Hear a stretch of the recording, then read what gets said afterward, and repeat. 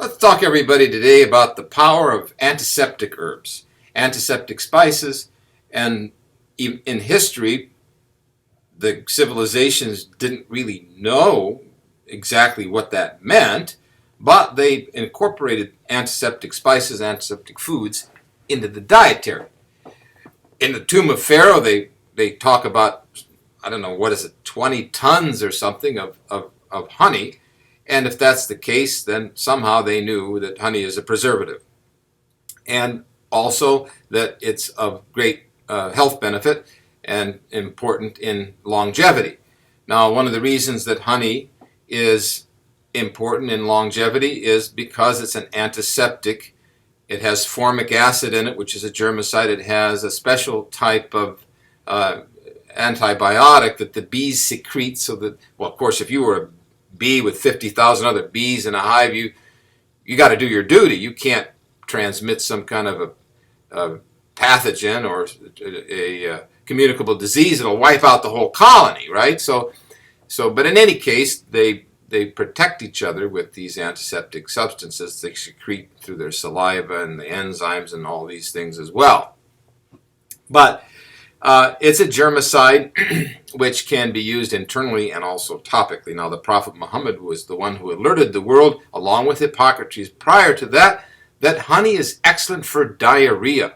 And I have found this to be universally the case. If you can get a raw honey that's enzyme rich and rich in the formic acids and the antiseptic substances, and the fact that honey is a hygroscopic substance, which means that it prevents water loss. It holds on to fluid. So in the gut, you see, you want to do that. And in the case of this condition, and so because of the hygroscopicity as well as antiseptic capacities, it is really good for diarrhea. Now, topically, you can put the honey on a wound. If it's raw honey, unprocessed, wild, of course, manuka, wild oregano honey are my two favorites. And there's wound healing there. You kill the germs, and you've got the enzymes to stimulate healing, and very well known.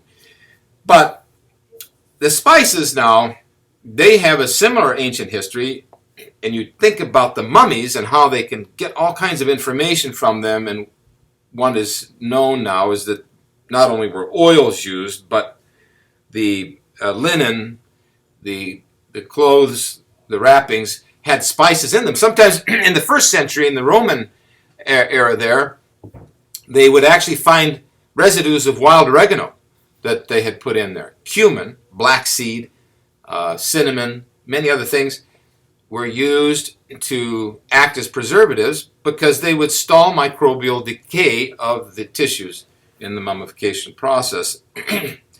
That's a good thing to know about, that we could preserve our tissues from degeneration. And that would give us a hint towards longevity, or at least having excellent life while we're here. Now, if we go into the other property, well, this is about the antiseptic aspects, but still, it so happens that these spices are very potent antioxidants.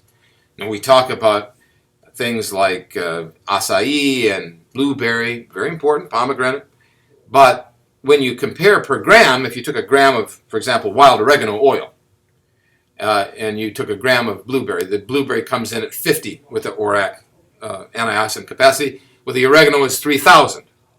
Or if clove is up to 10 times higher than oregano. Is that amazing? Woo. Cumin, sage are a little bit less than oregano, so clove is number one, then oregano, both the spice and the oil extracts, then things like sage and cumin, rosemary down the list. Even under that are things like chaga and berries. They're down lower than the spices. But again, we're talking about substances that can kill germs and prevent the growth of germs, which explains the long historical use of garlic, onion, shallots. They're all germicides. There is considerable germicidal property though, in the aromatic spices, even more so than garlic and onions. The Cornell study, the Quaternary Review, demonstrated that while garlic was a good one, actually substances like allspice and oregano, sage, were more potent. And yet there have been a number of other studies, including our work at Georgetown University, where we demonstrated that there's no comparison, really. If you want the most potent germicidal substances in nature, then you're going to look at the Mediterranean type spices, the highly aromatic, strong, high phenolic compound spices. And the king of kings is the oregano. Now, that is mentioned in the ancient scriptures. You'll find it in the Old Testament there. And a lot of people, I'm not an expert necessarily on scripture, I'm an expert on the wild oregano. And in there, and when we were looking at the work of Flesher, the two Jewish physicians or researchers who went to Mount Sinai years ago, and they determined and published this in Economic Botany in the 50s, that there wasn't any hyssop. Now, this is about the hyssop of the law, right? There wasn't any hyssop. There's no hyssop. There's no American hyssop, Canadian hyssop, English hyssop, European hyssop growing on that area. Instead, they only found oregano, really sage, I'm sure, and others, but oregano growing on the mountaintops, meaning that they determined, along with Maimonides, who did that back in the 12th century, that this is actually the wild oregano that grows in the mountains that the villagers pick for za'atar and other things. That's the hyssop of the law. And that goes to the Hebrew and to the Greek. The Greek is hyssop, which confused the English translators to think it's hyssop, whereas the hyssop comes from isoph, which is the Hebrew, which means wild oregano. So it's the purging herb, and the reason is it's germicide. Now that goes also to thyme, which is germicidal, and certainly cumin, which was used again in the Pharaoh times, and also sage, which is antioxidant and germicidal. Our research at Georgetown specifically demonstrated that oregano was absolutely the best, followed by probably sage number 2, then cumin, bay leaf, and cinnamon. The oils, we were studying the distilled out oils. And in an olive oil base was what we did next with animal research, demonstrating that the olive oil emulsion is very safe, well tolerated, and actually prevented fatality in the mice model from a human strain of Candida, and prevented fatality from penicillin-resistant staph, not quite as demonic as MRSA, but close, penicillin-resistant. Whereas the controls died, and the other mice treated with drug therapy survived as well. So the vancomycin mice survived, the oregano oil extract, multiple species blend of oregano oil extract survived. The synthetic carvacrol from Sigma Chemicals survived. And the same was true with the fungus study of Candida albicans, where there was good survival with oregano, with mycostatin, with amphotericin B, and none with the controls.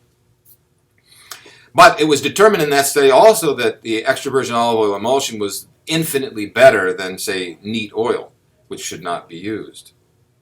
And then the next thing that was discovered in all that spice oil study, which led to, by the way, a revolution in interest internationally on this, working with Harry Proust there at Georgetown and his group, what was discovered was that the synthetics, the animals didn't fare as well as they did with a pure, divinely created, energetic, natural, non-man corrupted substance. What we determined was that when the animals survived the study, those on potent medications were scuffy, the coat of hair was not good, they were not behaviorally well, and they were sluggish. And this was true of both the use of drugs and synthetic oregano, carvacrol. That's why I'm not a big fan of this, oh, carvacrol, it has to be 90%. Oh, but it's 85. Oh, it's 70. It's not a horse race for carvacrol. What we found was that it should be relatively high, 50% plus. That's acceptable. And high is good if it's in nature, natural, but not synthetic, not spiked into a oil from a chemical, because the chemical carvacrol animals didn't fare well. The survival was there because it's germicidal, but they were sickly with a bad coat of hair. And they didn't do as well as the whole complete complex of wild oregano, which contains about 35 different substances on gas chromatography, which are synergists. And just the whole idea of nature and the energetics and the way our kind Creator has made all these things for our benefit. And even mentioning in some of these holy books, I mentioned, just not that I'm an expert there, but that we have the Bible on record with the oregano and honey, and we have the Quran on record with honey being medicinal.